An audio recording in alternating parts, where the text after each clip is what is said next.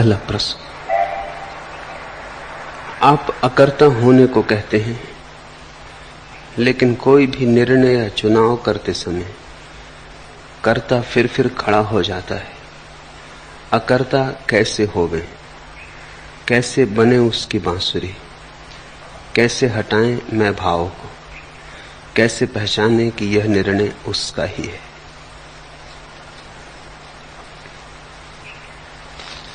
पहली बात, तुम अकर्ता न बन सकोगे। तुम्हारे कुछ किए अकर्ता न सधेगा। तुम जो भी करोगे कर्ता ही निर्मित होगा। उससे करोगे तो कर्ता निर्मित होगा। तुम मिटने की भी कोशिश करोगे तो भी कर्ता ही निर्मित होगा। विनम्रता भी अहंकार का ही आभूषण बन जाती है। मैं नहीं हूं ऐसी घोषणा भी मैं से ही उठाएगी। ऐसे तो तुम धोखे में पड़ोगे। ऐसे तो बड़ा जाल उलझ जाएगा, सुलझा ना सकोगे। अकर्ता कोई बन नहीं सकता। अकर्ता बनने की बात नहीं है, क्योंकि जो भी बनेगा वो तो कर्ता ही रहेगा। कृत्य मात्र कर्ता को ही निर्माण करता है। अब तुम जो भी प्रश्न पूछ रहे हो वो मौलिक रूप से गलत है। प्रश्न की दिशा ही गलत है। मैं क्या करूं? मैं कैसे अकर्ता हूं? कैसे बनूं उसकी बांसुरी? कैसे हटाऊं मैं भाव को? कैसे पहचानूं कि यह निर्णय उसका है? इस सब के पीछे तुम मौजूद हो। ये कौन है जो उसकी बांसुरी बनना चाहता है? ये कौन है जो कहता है कैसे मैं भाव को छोड़ूं? यही तो करता है। फिर क्या करें? करने को तो कुछ बचता नहीं। फिर क्या करें? बस कर्ता कैसे निर्मित होता है इस बात को समझ लेने से धीरे धीरे कर्ता अपने आप तिरोहित हो जाता है। कुछ करना नहीं पड़ता। तुम पूछते हो कैसे बने उसकी बांसुरी। बांसुरी तुम हो, ये बनने का प्रश्न ही नहीं। ये तुमने मान रखा है कि तुम बांसुरी नहीं हो। बांसुरी तो तुम अभी भी हो। इस क्षण भी वही सुन रहा है तुम्हारे भीतर, वही बोल रहा है। एक क्षण को भी इससे अन्यथा होने का उपाय नहीं। जब तुमने पाप भी किया है तो उसी ने किया है, और जब तुमने पुण्य भी किया है तो उसी ने किया है। जब तुम चोर थे तब भी वही था, और जब तुम साधु बने तब भी वही था। एक क्षण को भी अन्यथा होने का उपाय नहीं है। तुम उससे भिन्न हो कैसे सकोगे? तुम पूछते हो हम उसकी बांसुरी कैसे बने। इसमें भ्रांति भीतर पड़ी ही है। भ्रांति ये पड़ी कि हम उससे अलग हैं, अब हमें उसकी बांसुरी बनना है। बांसुरी तुम हो, इतना ही जानना है। तुम पूछते हो कैसे पहचाने कि ये निर्णय उसका है। सब निर्णय उसके। पहचान की बात ही ना समझी की।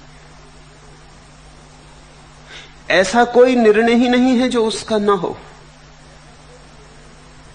ऐसा हो ही कैसे सकता है कि उसका निर्णय ना हो और हो जाए। जो भी हुआ है, जो भी हो रहा है, जो भी होगा उसी से है। तुम नाहक बीच में आ जाते हो। लहरों को देखो, सागर में अलग अलग मालूम पड़ती। अगर लहरों को भी थोड़ी बुद्धि आ जाए तुम्हारे जैसी, तो प्रत्येक लहर पूछने लगेगी कि मैं सागर के साथ एक कैसे हो जाऊं। लहर सागर के साथ एक है।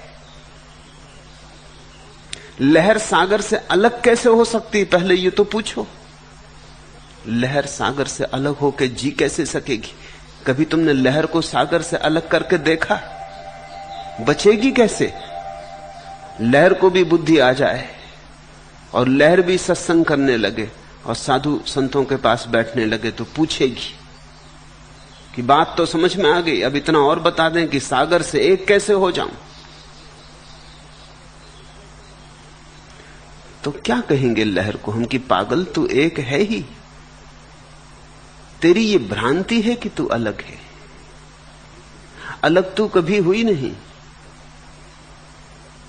और जब कभी तू गंदी थी तो सागर ही गंदा था, और जब कभी तुझमें मट्टी उठी थी सागर से ही उठी थी, और जब कभी तुझमें सूखे पत्ते तैरे थे तो सागर में ही तैरे थे। जब कभी तू बड़ी होकर उठी थी कि बड़े जहाजों को डुबो दे, तब भी सागर ही उठा था, और जब तू छोटी सी होकर उठी थी तब भी सागर ही उठा था।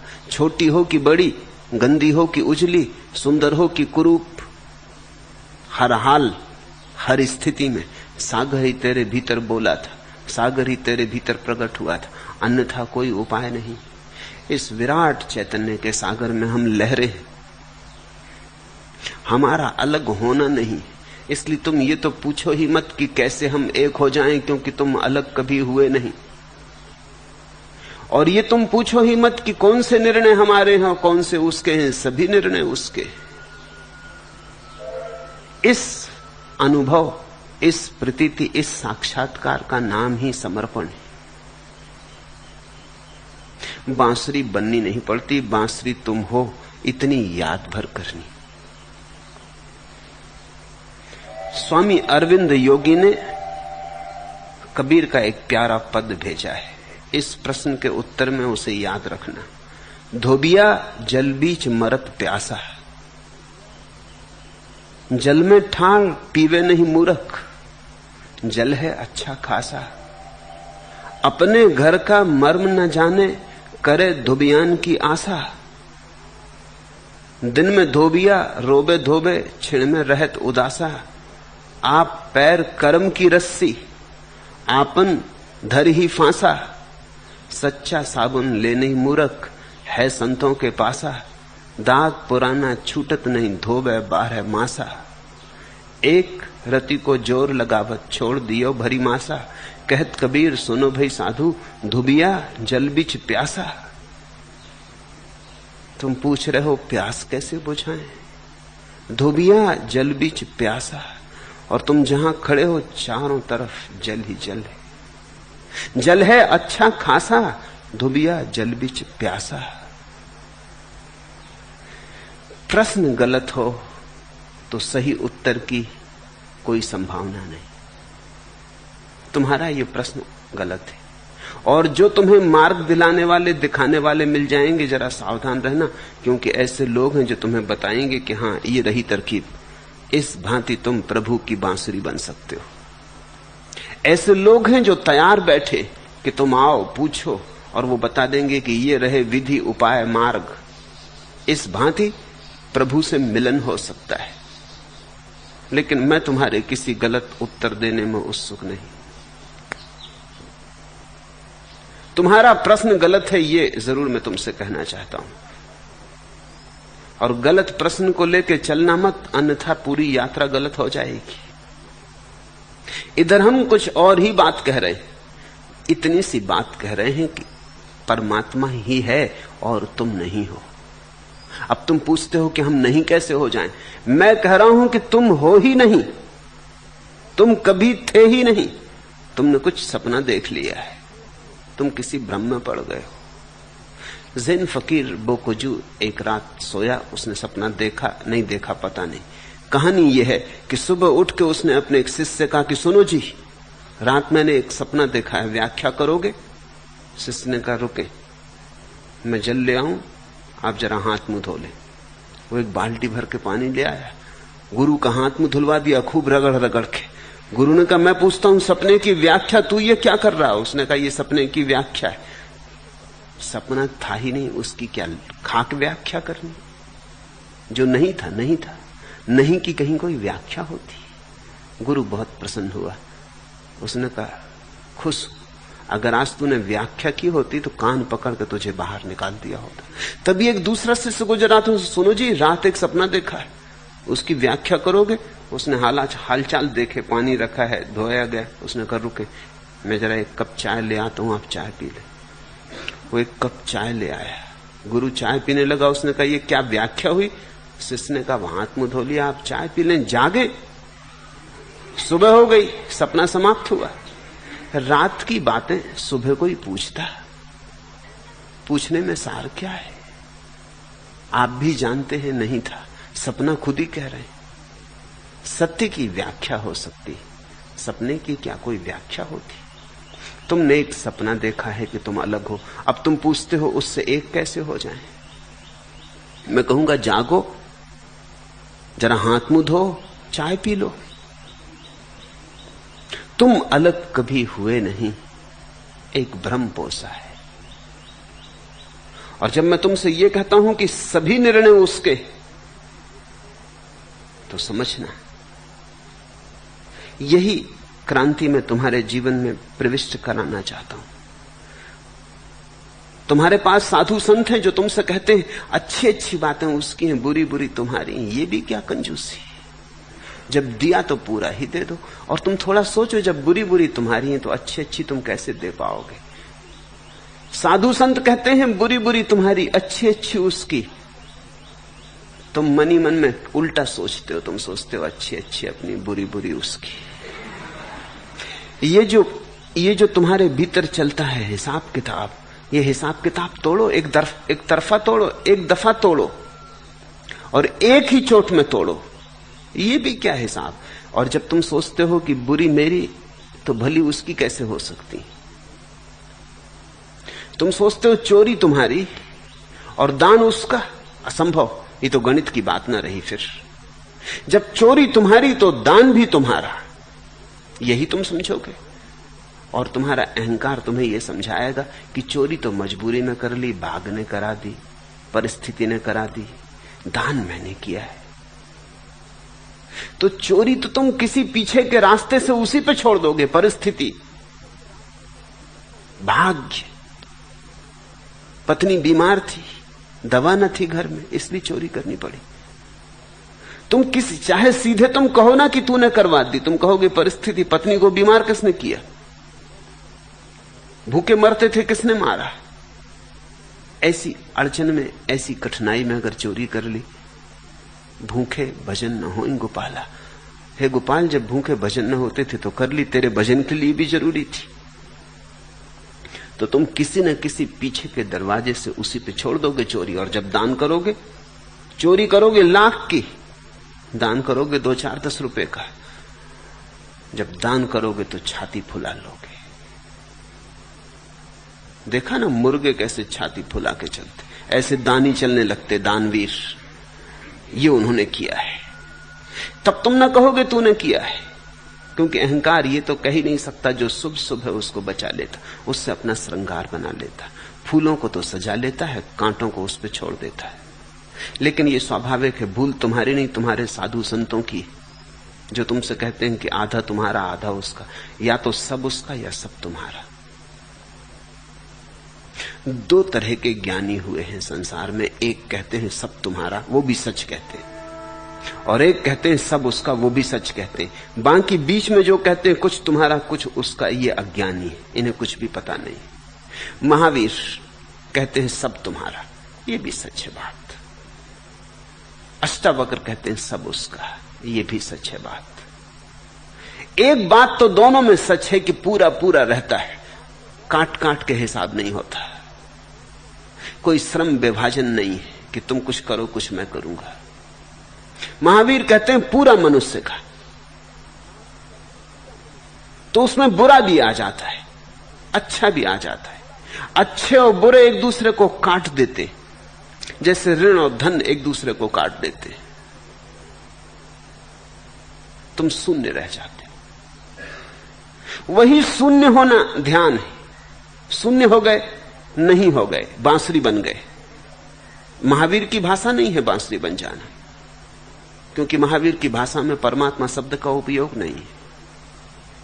शून्य हो गए, ध्यानी हो गए, कैवल्य को उपलब्ध हो गए, लेकिन बात वही है। अष्टावक्र की भाषा में तुमने दोनों परमात्मा पे छोड़ दिए, तुम शून्य हो गए।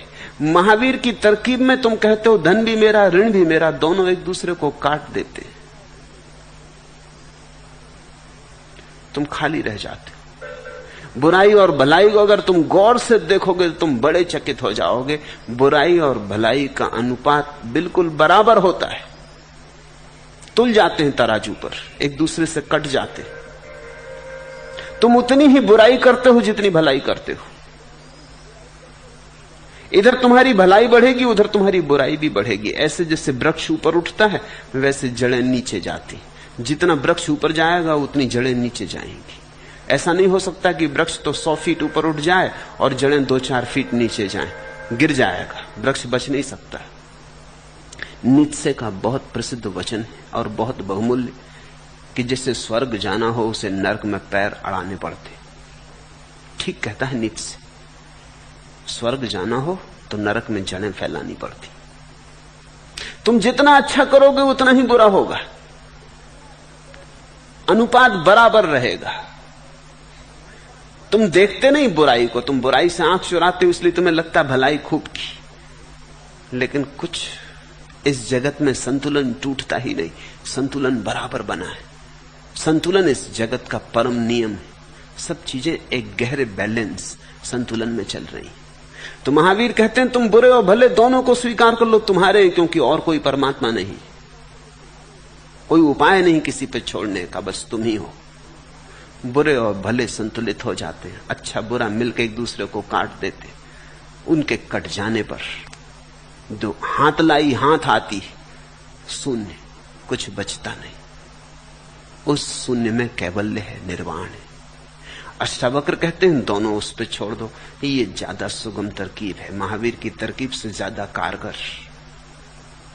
महावीर की तरकीब जरा चक्कर वाली, लंबी, अनावश्यक रूप से कठिन है, लेकिन किन्हीं को कठिन में चलने में रस आता है वो चले। अष्टावक्र की बात बड़ी सीधी साफ। अष्टावक्र कहते हैं दोनों उस पर छोड़ दो, कह दो सब निर्णय तेरे, मैं भी तेरा हूं तो मेरे निर्णय भी तेरे ही होंगे। जब मैं ही अपना नहीं हूं तो मेरे निर्णय मेरे कैसे हो सकते? तूने दिया जन्म, तू देगा मौत, तो जीवन भी तेरा है। दोनों के बीच जो घटेगा वो मेरा कैसे हो जाएगा? तुमने जन्म तो अपने हाथ से लिया नहीं, तुम एकदम छलांग लगा के तो नहीं जन्म गए हो। तुमने अचानक पाया कि जन्म हो गया, एक दिन अचानक पाओगे मौत हो गई। दोनों के बीच में जीवन है। न शुरू का छोर तुम्हारे हाथ में है, न अंत का छोर तुम्हारे हाथ में, तो मध्य भी तुम्हारे हाथ में हो नहीं सकता। अष्टावक्र कहते हैं सभी उसके हाथ में। ऐसा जानकर तुम शून्य हो गए, ये शून्य समर्पण हो गया, परम दशा घट गई। तब मिटता है कर्ता। कर्ता तो मान्यता है, दो अवस्थाओं में मिटता है, या तो महावीर के ढंग से या अष्टावक्र के ढंग से, लेकिन मिटाए नहीं मिटता। मिटाने का कोई उपाय ही नहीं। जब बोध होता है इस भीतर की आत्यंतिक दशा का, तो तुम वहां कर्ता को नहीं पाते हो। तुम मुझसे मत पूछो कि कैसे पहचाने कि ये निर्णय उसका है, इसमें तो धोखाधड़ी हो जाएगी। पहचानने वाले तो तुम ही रहोगे ना, तो पहचानने वाले की आड़ में छिप जाएगा कर्ता। अब वो वहां से काम शुरू करेगा, अब वो कहेगा ये मेरा, ये उसका, लेकिन ये मेरा तो बच गया, फिर नया नाम हो गया, नई वेश, नए रूप रंग, मगर बच गया। फिर इसे बचाओ ही मत, ये भ्रांति है तुम्हारी। दूसरा प्रश्न, अस्तित्व को स्वीकार कर लिया तो शब्द क्यों, उपदेश क्यों, समर्पण है तो विरोध की व्याख्या क्यों, जीवन की खोज को अधूरा छोड़कर संन्यास में प्रवेश, क्या पलायन नहीं, क्या कायरता नहीं? पहली बात, अस्तित्व को स्वीकार कर लिया तो शब्द क्यों? तुमसे कहा किसने कि शब्द अस्तित्व नहीं? जितना शून्य अस्तित्व है उतना ही शब्द भी अस्तित्व है। चुप रहने में जितना यथार्थ है उतना ही बोलने में भी यथार्थ है। बीज में जितना सत्य छिपा है उतना ही फूल के प्रकट हो जाने में भी छिपा है। ज़ेन कवि बासु ने कहा है, फूल बोलते नहीं। मुझे कभी झंझट नहीं होती किसी को गलत कहने में, लेकिन बासु को गलत कहने में मुझे भी पीड़ा होती। बासु से मेरा लगाव है, लेकिन फिर भी मैं कहना चाहता हूं कि फूल भी बोलते। बासु कहता है फूल बोलते नहीं, मैं तुमसे कहना चाहता हूं फूल भी बोलते हैं। बासो फूलों की भाषा नहीं समझता रहा होगा। पूछो मधुमाखी से फूल बोलते या नहीं, मीलों दूर तक खबर पहुंच जाती। सुगंध, सुवास, मिठास हवा में तैर जाती, तार खिंच जाते, निमंत्रणों के जाल फैल जाते। मीलों दूर के मधु छत्ते पर खबर पहुंच जाती, फूल खिल गया है। भाग मच जाती, दौड़ मच जाती, मधुमक्खियां चली कतारबद्ध। तितलियों से पूछो फूल बोलते हैं या नहीं, सूरज की किरणों से पूछो फूल बोलते हैं या नहीं, अपने नासापुटों से पूछो फूल बोलते हैं या नहीं, अपनी आंखों से पूछो, फूल के रंग गंध से पूछो, फूल भी बोलते हैं। उनकी भाषा मनुष्य की भाषा नहीं, हो भी क्यों, फूल की भाषा फूल की भाषा है। अगर फूल सोचते होंगे तो वो सोचते होंगे मनुष्य बोलते ही नहीं, क्योंकि उनकी भाषा में तो नहीं बोलते। फूल भी बोलते हैं। ये अस्तित्व बहुत मुखर है, सब कुछ बोल रहा है। तुम पूछते हो अस्तित्व को स्वीकार कर लिया तो शब्द क्यों? अस्तित्व को स्वीकार कर लिया तो शब्द से बचने का उपाय कहां? शून्य भी अपना, शब्द भी अपना, मौन भी अपना, मुखरता भी अपनी। अस्तित्व तो सारे विरोधों का सम्मिलन है। लेकिन आदमी हमेशा चुनाव में लगा रहता है, या तो शब्द, तो कभी शून्य को न चुनेगा। अब शून्य को चुन लिया तो अब शब्द से घबराएगा। कुछ हैं जो बोले ही चले जाते हैं, और कुछ हैं जिनने कसम खा ली कि नहीं बोलेंगे। ये दोनों ही गलत है। दोनों ने ही हट किया, दोनों ने आग्रह कर लिया है। मेरा कोई आग्रह नहीं। जब जैसी प्रभु की मर्जी, जब बोलना चाहे बोले, जब चुप रहना चाहे चुप रहे। तुम्हारा आग्रह तो तुम ही मौजूद रह जाओगे। अब तुम पूछते हो उपदेश क्यों, उपदेश क्यों नहीं? समझना, तुम सोचते हो उपदेश दिया जाता है तो तुम गलती में हो। जो देते हैं वो वस्तुतः उपदेष्टा नहीं, उपदेश होता है। जैन शास्त्रों में बड़ा ठीक वचन है। महावीर बोले ऐसा जैन शास्त्र नहीं कहते। जैन शास्त्र कहते हैं महावीर से वाणी झरी। ये बात ठीक है, ये बात पकड़ आती। बोले ऐसा नहीं, क्योंकि बोले में ऐसा लगता है जैसे कुछ किया। तो जैन शास्त्र ठीक अभिव्यक्ति देते हैं, महावीर से वाणी झरी। जैसे सूरज से रोशनी झरती है, जैसे फूल से गंध झरती है,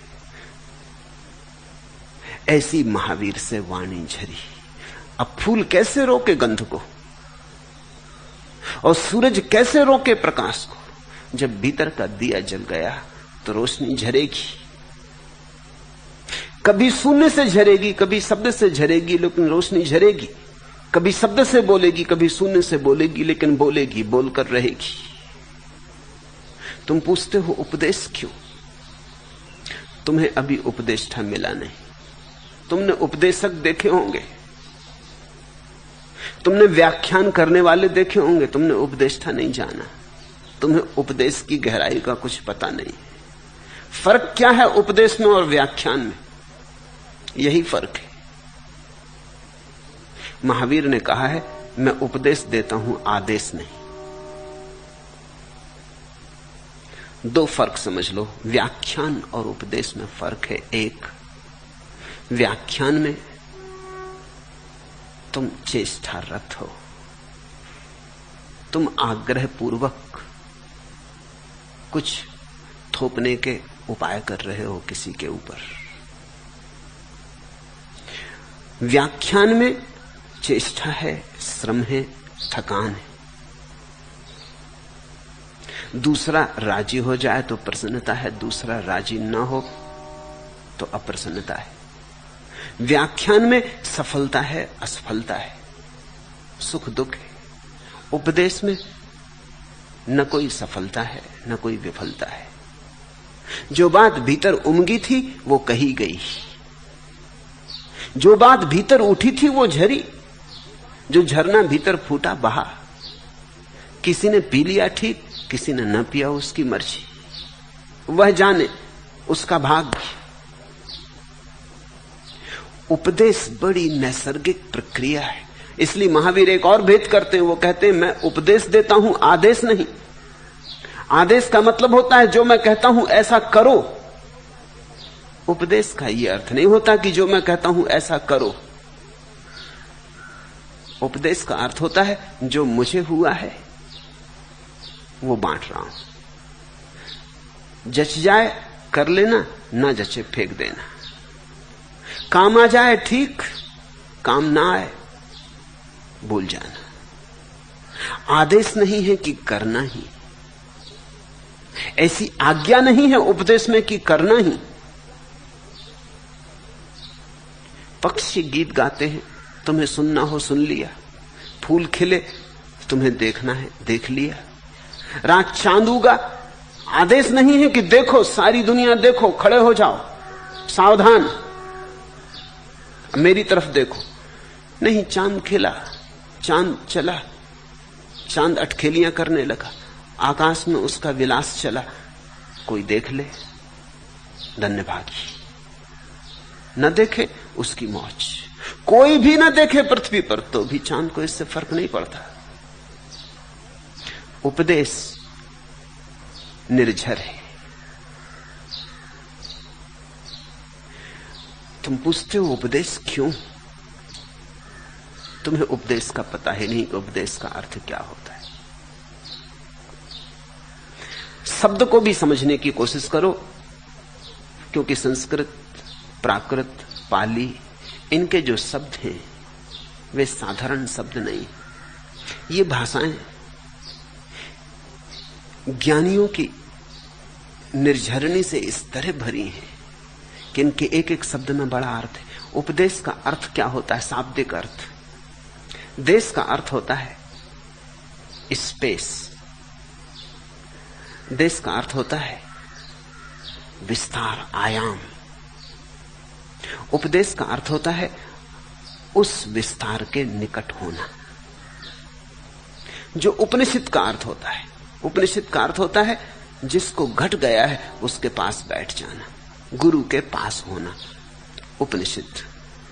उपवास का अर्थ होता है वो जो भीतर बसा है उसके पास हो जाना। वो जो तुम्हारे भीतर आत्मा है उसके निकट आ जाने का नाम उपवास। अनशन को उपवास मत समझना। भूखे मरने का नाम उपवास नहीं है। हां, कभी कभी ऐसा होता है आत्मा में इतना रस झरता है, तुम इतने भीतर ऐसे भरे पूरे होते हो कि भोजन की याद नहीं आती, भोजन चूक जाता है। वो बात अलग, उपवास हुआ। अनशन उपवास नहीं है, क्योंकि तुमने भोजन चेष्टा से न किया तो भोजन की याद आती रहेगी। ये कोई उपवास हुआ? इससे तो तुम भोजन कर लेते, वही ज्यादा उपवास था। कम से कम दिन में 2 बार कर लिया, निपट गए। अब दिन में 1000 बार करना पड़ रहा है। याद आ रही, फिर याद आ रही, फिर याद आ रही। उपवास का अर्थ है शरीर भूल जाए, आत्मा के निकट हो गए। उपनिषद का अर्थ है स्वयं को भूल जाओ, गुरु के निकट हो गए। उपदेश का क्या अर्थ है? जिसके भीतर वो परम आकाश घटा है। कोई महावीर, कोई बुद्ध, कोई कृष्ण, कोई मोहम्मद, कोई अष्टावक्र, कोई क्राइस्ट, जिसके भीतर महाआकाश प्रकट हुआ है उसके पास हो गए। उसके उस महाआकाश से झर रही है कुछ किरणें, उनको झरने दिया, उनको पिया, उनको आत्मसात किया। जैसे प्यासा जल पीता ऐसे पिया। उपदेश सभी के लिए नहीं है, उन्हीं के लिए है जो दीक्षित है। इधर मुझसे लोग पूछते हैं कि यहां इतनी बाधा क्यों डालते हैं लोगों के आने पर? यहां कोई व्याख्यान नहीं हो रहा है, यहां भीड़ की आकांक्षा नहीं है। यहां उन्हीं के लिए आने का उपाय है जो सच में ही उस महाकाश के निकट होना चाहते हैं जो मेरे भीतर घटा है, जो यहां मेरे आकाश के हिस्से बनना चाहते हैं। बस उनके लिए यहां बाजार नहीं भर लेना है, यहां कुतूहल से भरे लोगों को नहीं इकट्ठा कर लेना है, जो ऐसे ही चले आए कि चलो देखें क्या है, जैसे सिनेमा देखने चले जाते हैं वैसे यहां आ गए। उनके लिए नहीं है जगह, यहां उन पर 1000 तरह का नियंत्रण है। यहां तो सिर्फ प्यासों के लिए। उपदेश का अर्थ होता है जो मेरे भीतर महादेश प्रकट हुआ है उसमें तुम भी भागीदार हो जाओ। इसलिए बोलता हूं और तुम ख्याल रखो, अगर ज्ञानी न बोले होते तो उपनिषद न होते, गीता न होती, अष्टावक्र की महागीता न होती, बाइबल न होती, कुरान न होता, धम्मपद न होता। जरा सोचो, अगर ज्ञानी न बोले होते तुम कहां होते? तुम जंगलों में होते, तुम मनुष्य न होते। ये जो बोला गया है, यद्यपि तुमने सुना नहीं, सुन लेते तब तो तुम स्वर्ग में होते। ये जो बोला गया है, ये जो तुमने ऊपर ऊपर से सुन लिया, वो भी तुम्हें बहुत दूर ले आया है, तुम्हारे अनजाने ले आया है, तुम्हें पता भी नहीं चला और ले आया है। काश सुन लेते। उपदेश दिए तो गए हैं, तुमने लिए नहीं। बिना तुम्हारे लिए भी तुम खिंच गए हो, बहुत दूर खिंच गए हो जंगलों से, पशुओं के बहुत पार आ गए हो। काश सुन लेते तो तुम परमात्मा में प्रविष्ट हो जाते। उपदेश देने तक मेरी क्षमता है, लेना तो तुम्हारे हाथ में। अब जो सज्जन पूछते हैं उपदेश क्यों, असल में ये पूछ रहे हैं कि मैं लूं क्यों, क्योंकि मुझसे तुम्हारा क्या लेना देना, मैं बोलूं न बोलूं, इससे तुम्हारा क्या लेन देन? तुम हो कौन? मुझ पर किसी तरह की नियंत्रण और सीमा लगाने वाले तुम हो कौन?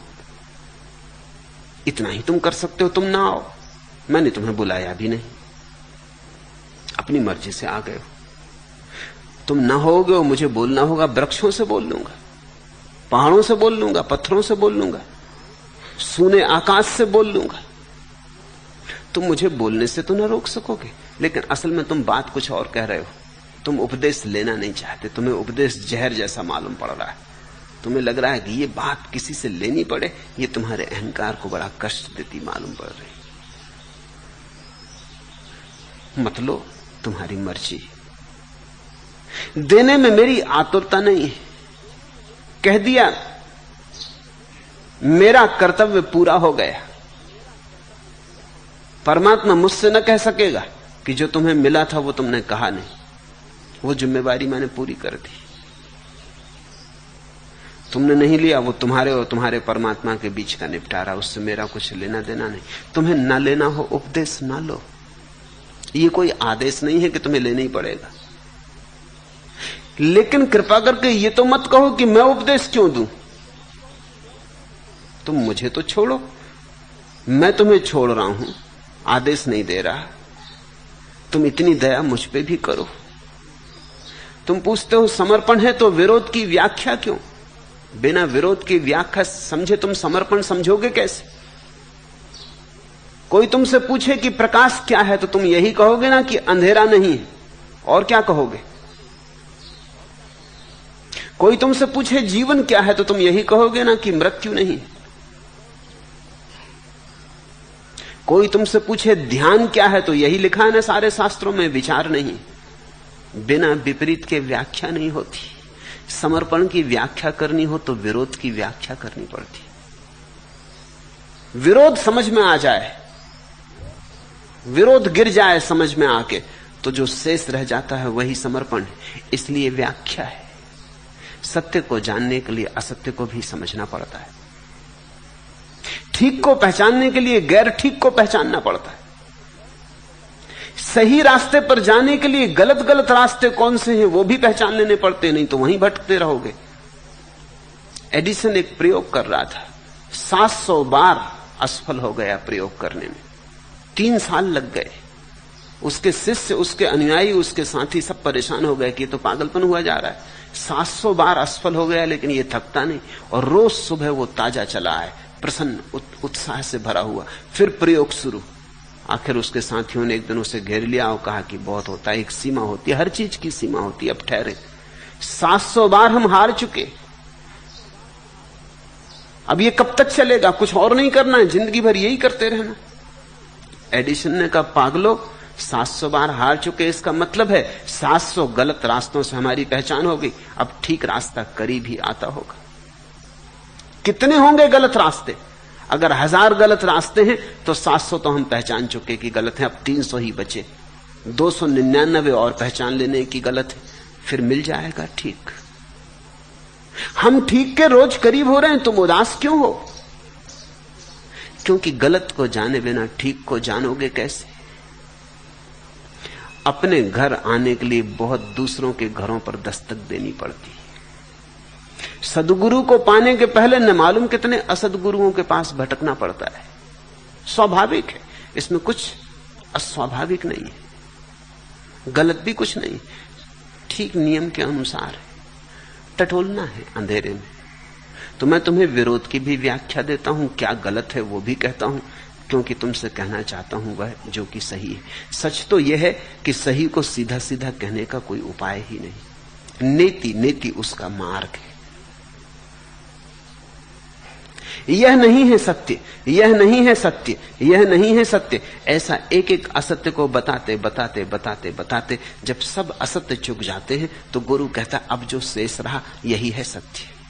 सीधा कोई उपाय नहीं कि उंगली रख दी जाए यह है सत्य। सत्य इतना बड़ा है कि उंगली रखी नहीं जा सकती। असत्य छोटे छोटे हैं, उन पर उंगली रखी जा सकती। तो असत्य पर उंगली रखी जाती, ये असत्य, ये असत्य, ये असत्य। चले, आखिर एक घड़ी तो आएगी जब असत्य चुक जाएंगे। सत्य तो असीम है, असत्य सीमित है, तो असत्य तो चुक जाएंगे। एक ना एक दिन गलत की तो गणना हो जाएगी, फिर जो गणना के बाहर रह गया फैला आकाश की तरह, वही शेष रह गया, वही सत्य है। नेति नेति उपाय है, यह भी नहीं, यह भी नहीं। तब तुम किसी दिन जान लोगे क्या है। असार को पहचान लिया तो सार का द्वार खुल जाता है। संसार को समझ लिया तो मोक्ष का द्वार खुल गया। इसीलिए तो संसार है, नेति नेति का उपाय करने को। धन के मोह में पड़े फिर पाया कि नहीं मिलता। बहुत ही अच्छी चीज लाए हो, वो है ओशो की रियल आवाज। क्योंकि आजकल लोग एआई की मदद से फेक वॉइस बनाना लोगों के लिए बहुत ही आसान हो गया है।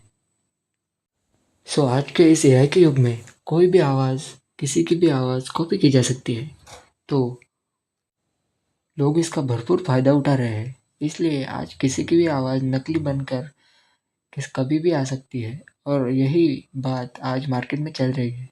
आपने यूट्यूब पर तो देखा ही होगा कि बहुत से लोग ओशो की फेक आवाज़ बनाकर वीडियो चैनल चला रहे हैं। पर इसका सोल्यूशन आज मैं आपके लिए लेकर आ गया हूँ। इस चैनल पर आपको 100% ओशो की रियल वॉइस ही मिलेगी। कोई भी एआई का यूज़ कभी भी नहीं होगा। अगर आपको ये वीडियो पसंद आए तो एक कमेंट लिखना बिल्कुल ना भूले।